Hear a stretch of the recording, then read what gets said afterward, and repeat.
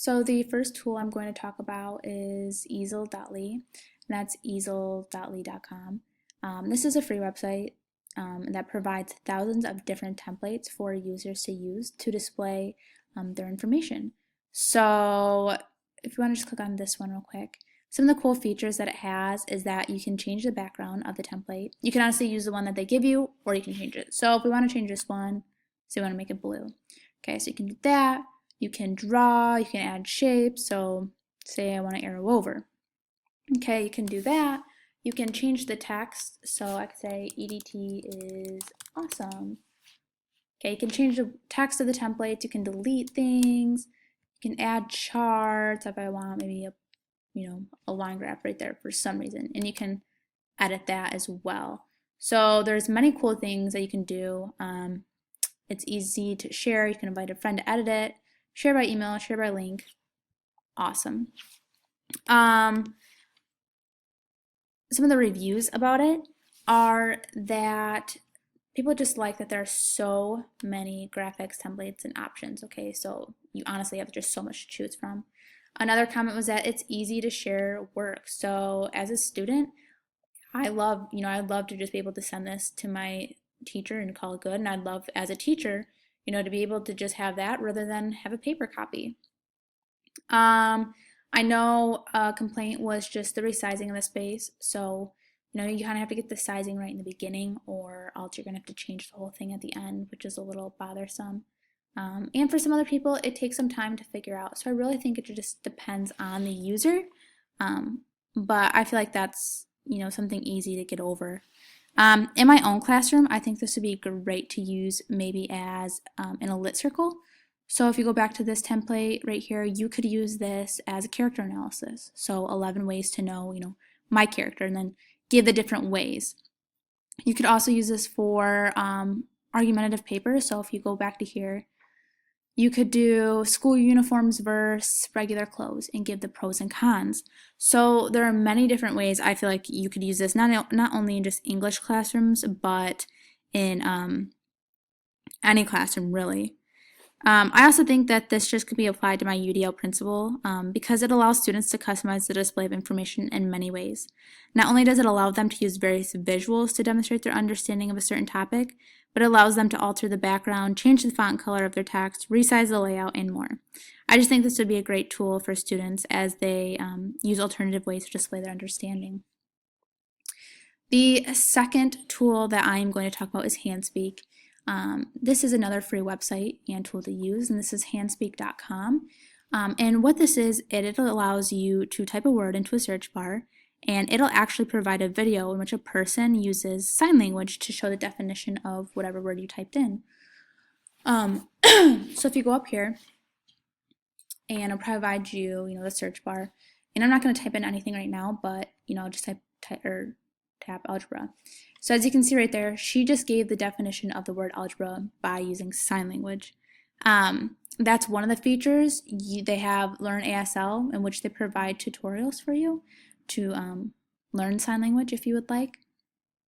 It has translation, so you can go through those, and they're just commonly phrases that they hear or that are just used, or just phrases in general, in which they give a sign language translation for. There's ASL writing,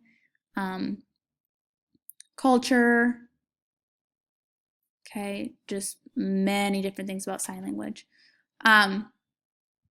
This was really hard to find outside reviews for.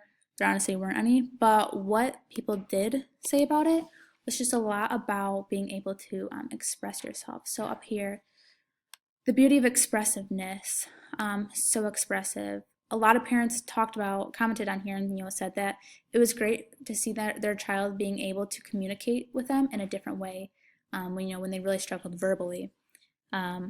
Another thing is, for people who are learning different languages, this is just a great different tactic to use or strategy to use in that instance. In my own classroom, I would definitely use this when reading a novel. So I, in the future, really want to provide a list of vocabulary words per chapter of whatever book I read for my students that they may not know. So as I'm doing this, I could use this resource for my students who have maybe a hearing impairment or who are deaf as a different way for them to understand and learn words. Um, in addition to that, I could use this for students, once again, who are deaf or have um, a hearing impairment, and just so that they can see the definition of a word and how to sign it, rather than trying to just read my lips and gain the definition of that, through lip reading. So I think it's just a great way overall for them to see this in a different way, and for them to see sign language because of the fact that maybe that is how they communicate. So overall, I just think it's a great way for communication. For my UDL principal, I think this really tackles it in the fact that this is just a great alternative for auditory information. For students who have a hearing impairment or who are deaf, this resource does a great job of providing them with visuals in order to understand words that are spoken daily. It truly does help students enhance their vocabulary through seeing the definition of the word and allowing them to learn how to sign new vocabulary that they learned. For the third tool I'm going to talk about is Dream Reader, or Voice Dream Reader, excuse me, and this is an Apple application, so app, and you can get this on iPhone, iPad. You can get this for Androids, but some things may be changed. I'm not really sure on that. But so this is just voicedream.com/reader, and this app is actually $14.99, but there are additional charges if you would like a different voice or a different language to be read. So this is actually a text-to-speech application, and it can be used, like I said, as an alternative way to display visual information. So although I can't really get the app because you have to pay for it, some of the features that they just talk about here is that there are 186 different voices that the reader will speak in, and there are 30 different languages. So you can go through and find the right one that you would like. Some other things they can do is that you can highlight the text. I know for people who are more so using this to listen, they may not be highlighting, but if they would like, that option is there. You can also pause, rewind, and change the speed, change the font size, spacing, color of the text, like I said, highlight and take notes. And there are just so many different documents that this voice reader actually reads, which is amazing. So they do Word documents and PowerPoint and PDFs, Keynote. They read things from Bookshare, Gutenberg, basically any website. And this is just honestly great for people who have dyslexia, who are visually impaired, or just different learning styles. Some of the reviews, once again, just like CanSpeak, was really hard to find outside reviews. But what some people just said was that, the app is just very well made. It's not cheap. Okay. It really does a great job at reading and providing a great listening experience. Excellent control over both the written and spoken versions of the text. I know this review, and this is one of the outside ones, they just said that they love that you have the ability to read Word, PDF, and PowerPoint files on the go.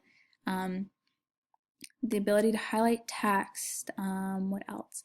Just the fact that you can read off Bookshare. So some of the other things that I've heard is that some good things are that it just is great for removing the problem of readers' eyes being strained, or for readers being able to multitask, or just having a wide selection of reading voices. Some of the bad things are that, like I said, this is an Apple product, so it might not work the best on Android, and people have complained about that. Another thing is that sometimes it's said to stop highlighting text after a while, and that sometimes the app crashes when you try to change the voice reader. So there are some things that do need to maybe be changed. But I would use this possibly in my classroom for independent reading time. I know some students learn and read way better when they hear words, so although I'm a strong advocate for independent reading, I know a lot of my students struggle with reading silently because they need to hear sentences out loud. So I just think this would be a great tool to use to help them progress throughout novels and in their reading and really learn how to understand the text. Another way I could use this is for my ELL students, so my students who are English language learners, who are just trying to learn English. I think I could use this by having them highlight and annotate text while they're listening, so they're really just gaining a deeper understanding of the books that they're reading. And I just think this really tackles my UDL principle because it's just a great way this is a great way for those who need options when dealing with visual information. This app provides sound to those who need to verbally hear information and to understand it, as well as for students who are blind blind or visually impaired. So because it allows the reader to choose the speed of the voice reader, as well as pause the reading or speed it up or slow it down, I just think students are going to be really well equipped to read in class if using this application.